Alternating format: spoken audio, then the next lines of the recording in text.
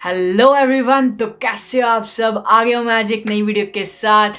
तो सबसे पहले तो थैंक यू सो मच यार, 30,000 सब्सक्राइबर्स हो गए हैं हमारे, ऑलमोस्ट 35 होने वाले हैं।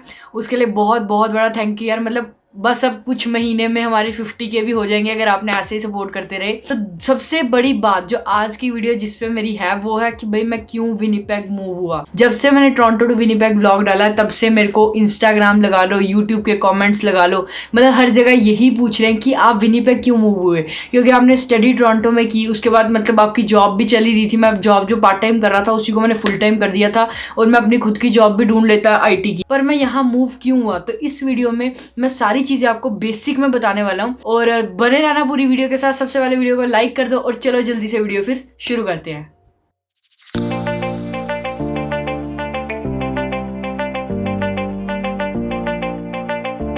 तो सबसे पहले मैं बात करूं यार कि मतलब मैं, जैसे कि आपको पता ही होगा, मैं 12th के बाद कनाडा में आया था।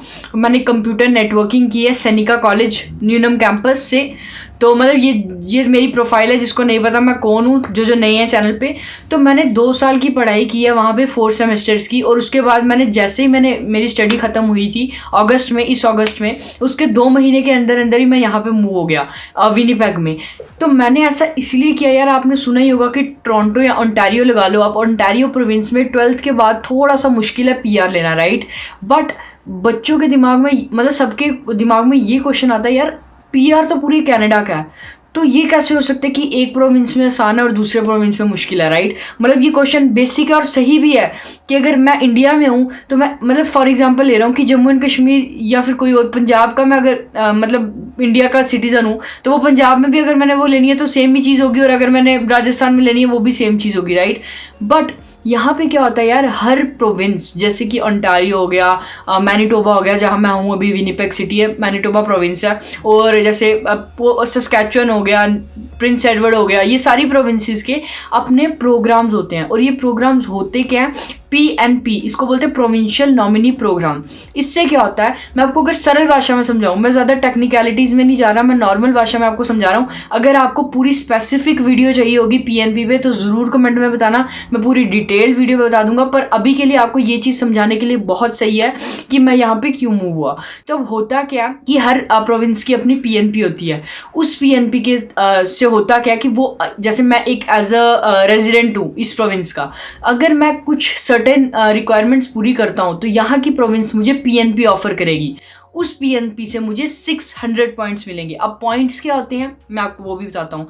कनाडा में अगर आपको PR चाहिए, एक सर्टेन क्राइटेरिया है, 1200 पॉइंट्स है, उसमें से उसका कट ऑफ आता है। जिस कट ऑफ पे अगर आपकी उतनी एलिजिबिलिटी होती है पॉइंट्स की तो आप PR के लिए मतलब नॉमिनेट हो जाते हो। पर उस जो मतलब पॉइंट्स होते हैं वो किसके बेसिस पे होते हैं, आपकी स्टडी के बेसिस पे, आपकी इंग्लिश प्रोफिशिएंसी, आपकी एज, आपका मतलब मैरिज हुई है या नहीं हुई है, ये सारी कई ज़्यादा चीज़ें होती है। CRS पॉइंट कैलकुलेटर आप सर्च कर सकते हो इंटरनेट पे और आपको कनाडा का पॉइंट्स कैलकुलेटर आ जाएगा, अगर आपको अपने पॉइंट्स अभी देखने की कितने हैं। राइट नाउ कट ऑफ चल रहा है 470 के अराउंड। मतलब पूरे कनाडा में अगर आपके 470 पॉइंट्स है, you are eligible for express entry. Express entry मतलब डायरेक्ट PR के लिए। फॉर एग्जाम्पल मैं आपको एक छोटी सी एग्जाम्पल दे रहा हूँ, तो ऐसा है। तो अब ओंटारियो में अगर हम PR फाइल करते हैं और हम मैनिटोबा में PR फाइल करते हैं, द प्रोसेस इज सेम, कोई डिफरेंस नहीं है। बट डिफरेंस कहाँ पे आता है, जो PNP है वो हमें 600 पॉइंट्स देती है। अगर हमारे पास किसी भी प्रोविंस की PNP होती है देन वी गेट 600 पॉइंट्स। अब उस 600 पॉइंट से होता क्या है, जैसे मैंने आपको बताया 470 कट ऑफ है, अगर मेरे पास 600 पॉइंट्स आ गए तो मतलब मैं तो PR के लिए पूरा एलिजिबल हो गया, राइट। तो इसीलिए मैं यहाँ पे मूव हुआ, क्योंकि विनिपेग के कुछ प्रोग्राम्स हैं, जैसे कि अगर मैं 1 ईयर नॉक OAB या मतलब OAB में जॉब करता हूँ तो मेरे मतलब एम्प्लॉयर्स के, तो मैं PNP के लिए एलिजिबल हो जाता हूँ। उससे क्या होगा, जैसे मेरी PNP यहाँ लगेगी 1 ईयर के अंदर, जैसे मेरी जॉब जो नॉक B या नॉक OAB की जॉब मेरे को मिलती है तो नॉक B, अब नॉक BAO क्या होता है वो मैं आपको किसी और वीडियो में बता दूंगा। ये एक क्राइटेरिया है यार, ये एक क्राइटेरिया जिसके बेसिस पे जॉब्स को आइडेंटिफाई किया जाता है। तो आपकी कौन सी जॉब है। तो जो ओ लेवल जॉब्स होती हैं वो यूजुअली ऐसे होती हैं कि मैनेजर्स वगैरह, ए लेवल जो होती हैं वो डॉक्टर्स, इंजीनियर्स, और बी लेवल होती हैं टेक्नीशियंस।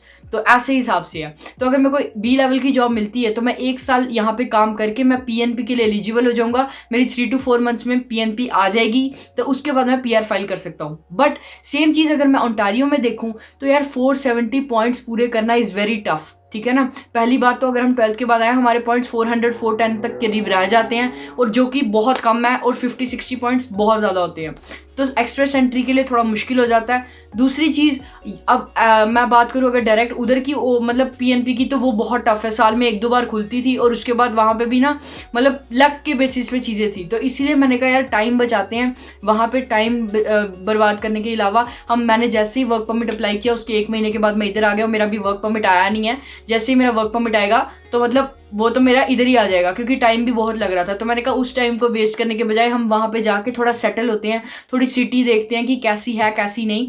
और मैं और सौरभ जैसे कि आपको पता है हम यहाँ पे आ गए दोनों। तो ये मेन मोटिव था कि मेरे को विनीपेग में पीएनपी मिल जाएगी ईजिली, जिससे कि मेरे को डायरेक्ट पीआर मिल जाएगी। ऐसे ही लोग यार जो नोवा स्कोशिया मूव होते हैं, प्रिंस एडवर्ड मूव होते हैं, वहाँ पे भी सेम चीज़ें चलती हैं। और मैंने विनीपेग क्यों चूज़ किया यार, क्योंकि विनीपेग मुझे थोड़ा सा मतलब मुझे मन से विनीपेग अच्छा लगा, इसीलिए मैंने चूज़ किया। इवन तो यहाँ पे विंटर्स बहुत हार्श होती हैं, मैंने सुना अभी तक वैसे फेस नहीं किया है, तो ऐसा है। और नोवा स्कोशिया और प्रिंस एडवर्ड भी अच्छे ऑप्शंस हैं यार, अगर मतलब लोग चुनते हैं। वो चीज़ आपने देखा होगा कि लोग नोवा स्कोशिया मूव हो गए, वो इसीलिए मूव होते हैं कि उनको वहाँ पे पीएनपी मिलती है। पीएनपी जैसे कि मैंने आपको बताया, आपको 600 पॉइंट्स देगी, उस 600 पॉइंट से आप 470 वाला क्राइटेरिया पास कर दोगे पीआर का, और you will get a PR eventually.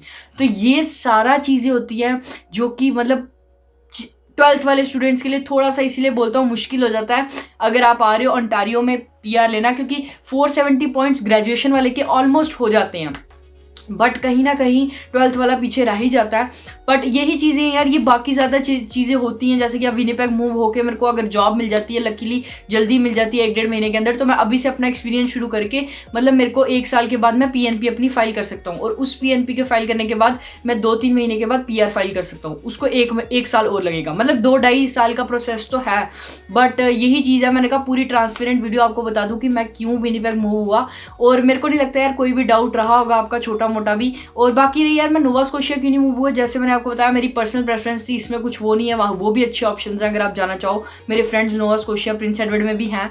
और यही था यार आज की वीडियो के लिए। अगर आपको पीएनपी पे पूरी वीडियो चाहिए और एमपीएनपी मतलब मैनिटोबा की जो पीएनपी है वो पूरी वीडियो चाहिए उस पर, तो ज़रूर मेरे को बताना, मैं पूरी एक्सप्लेन वे में वीडियो बना दूंगा। और बाकी प्रोविंसेस को भी मैं कवर करने की कोशिश करूंगा, ताकि आपको आने से पहले ही सारी नॉलेज पता हो कि क्या करना है क्या नहीं करना है। और बाकी मैं अपनी जर्नी पूरी डॉक्यूमेंट कर ही रहा हूँ। स्टूडेंट लाइफ आपने मेरी देख ली, वर्क परमिट पर अब मैं आ जाऊँगा, और ऐसे ऐसे करके मैं सारी स्टेजेस कवर कर दूंगा। वीडियो अगर अच्छी लगती है तो ज़रूर लाइक करो, चैनल को सब्सक्राइब कर दो। बाकी चैनल पर मेरी व्लॉग्स भी हैं और इन्फॉर्मेटिव वीडियोज़ भी हैं, दोनों को सपोर्ट करो। अगर अच्छी लगती हैं तो बाकी लोगों के साथ शेयर भी करो। और लास्ट चीज़, इंस्टाग्राम पे फॉलो कर लेना, क्योंकि वहाँ पे मैं लाइव सेशंस रखता रहता हूँ। आजकल थोड़ा सा मुश्किल हो रहा है, बट मैं जल्दी से अपनी पेज पे दोबारा आने की कोशिश करूँगा। Till then take care, bye bye guys, have a good one, stay safe.